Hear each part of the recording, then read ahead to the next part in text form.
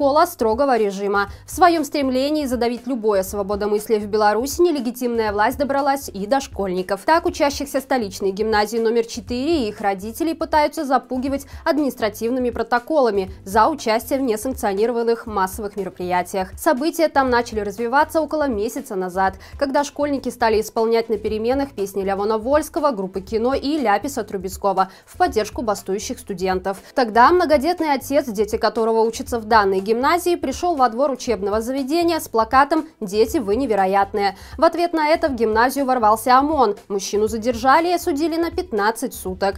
После случившегося ученики начали выходить на перемены с чистыми листами бумаги в знак солидарности с отважным родителем. А руководство гимназии решило их проучить методами 1937 года – доносами в органы. Поскольку несовершеннолетних по закону к административной ответственности привлечь не могут, каратели взялись за их родителей, вызывая их на допросы и так называемые советы профилактики. На этих встречах им сообщали, что их дети испорченные и плохо влияют на хороших ребят. Но и на этом верноподданное руководство гимназии не успокоилось, заявляя, что своими песнями на переменах дети нарушают правила внутреннего распорядка. Все как на зоне: шаг влево, шаг вправо, расстрел. Очевидно, это тот самый случай, когда директору гимназии стоило бы поучиться у учеников, что значит не быть скотом. Еще одна жертва режима. Сторож Солигорского КГБ садовыми ножницами зарезал рабочего Беларусь Калия из-за его политических взглядов. Эта трагедия произошла еще 12 августа, но в официальных сфотках ее политический аспект скрыли, выставив все как убийство на почве бытового конфликта. Реальная картина случившегося открывается лишь сейчас, во время судебного процесса. Так стало известно, что нападавший военный пенсионер Леонид Штайда, охраняющий местный КГБ, не был лично знаком с убитым рабочим Геннадием Киселем. Однако мужчины вели активную и крайне недружелюбную переписку в интернете. Будучи идейным лукашистом, Штайда неоднократно оскорблял Геннадия из-за его протестных взглядов. В своих онлайн-посланиях будущий убийца использовал набор шаблонных фраз, которым его, вероятно, научили пропагандистские СМИ. Дескать, Кисель неудачник, пьяница, ничего в жизни не добился, как и все прочие змагары. Очная встреча, которая завершилась трагедией, была случайной. Из-за перекрытых дорог в самый разгар послевыборных протестов Геннадию Киселю пришлось изменить свой маршрут и поехать мимо здания КГБ. Там находился Штайда, который узнал своего интернет-врага. Слово за слово, и в руках конторского охранника оказались садовые ножницы, которые он воткнул в шею мирного человека. Геннадий скончался в тот же день в реанимации, а ярому обожателю кровавого режима теперь грозит до 15 лет лишения свободы. Депутаты с народом. Мингорсовету предложили включить в повестку дня следующей сессии вопросы, связанные с происходящими после президентских выборов событиями.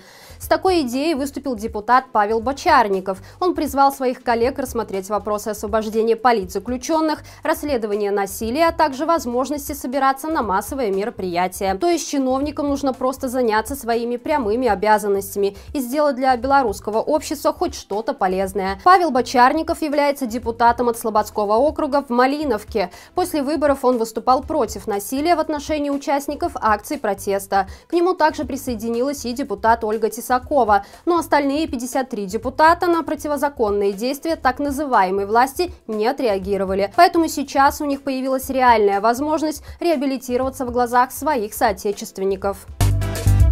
Судьи ожидает возмездия. С сегодняшнего дня будут фиксироваться все преступные приговоры, вынесенные против мирных граждан Беларуси. Команда ЗУБР при экспертной поддержке правозащитной организации Human Constanta запустили проект под названием «Гражданский контроль судебной системы». Десятки тысяч суток незаконно отнятой свободы у мирных белорусов складываются в один пожизненный срок. Именно такое наказание ожидает тех, кто действует по наводке узурпаторов власти, вместо того, чтобы защищать права людей и восстанавливать справедливость. Сайт проекта включил в себя интерактивную карту судов с именами судей, отличившихся на ниве назначения противоправных наказаний. Пользователи ресурса могут добавлять туда свои данные по незаконным судебным решениям, в том числе и анонимно. Ни один преступник режима не будет забыт. Ссылку на проект мы оставим в описании к этому видео.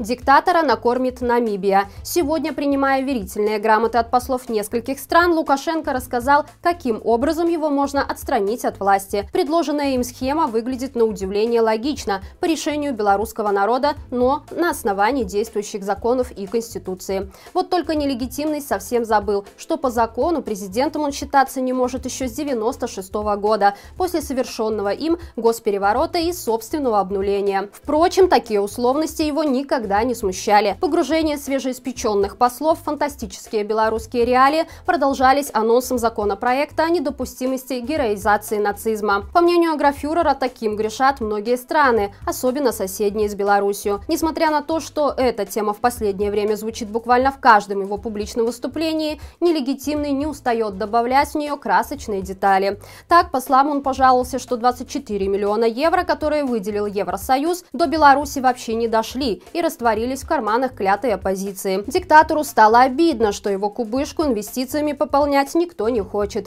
Вероятно, эти слезные истории смогли разжалобить представителей Намибии и Пакистана. Именно у этих стран Лукашенко смог выклинчить гарантии будущего экономического сотрудничества.